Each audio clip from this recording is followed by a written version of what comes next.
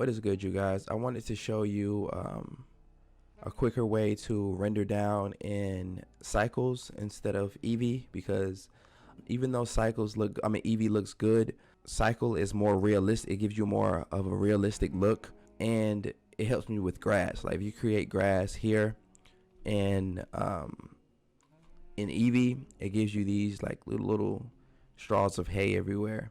But like the more you have, so let's say if you had these straws of hay, right?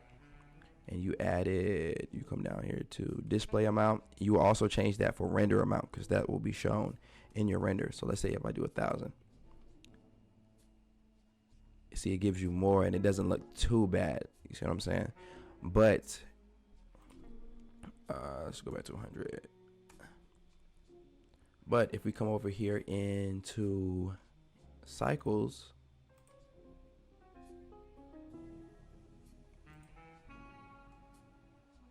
it gives you a more of a realistic look. But in Cycles, it takes a little longer to render down, but I found a faster way of doing that.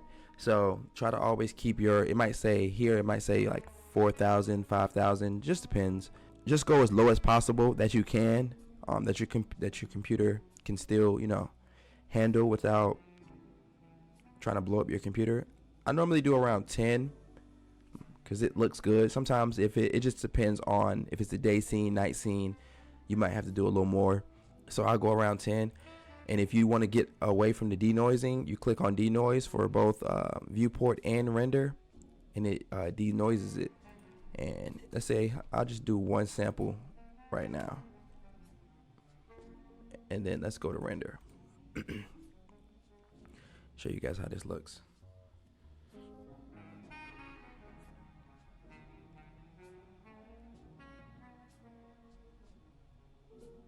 It's about to pop up in a second. And if you was doing, like, see up here, it shows your samples. I'm only doing one. Now, if I was doing, see, it took that long to complete that sample. Now, if you had, imagine if you had like 4,000 samples, you'd have to do that times 4,000. You see what I'm saying? And this doesn't look as bad, like the denoise. It doesn't look too bad. It just gives me the clay look, kinda. For this particular frame that I was doing, I kind of like the look. But if not, you can always turn off denoise.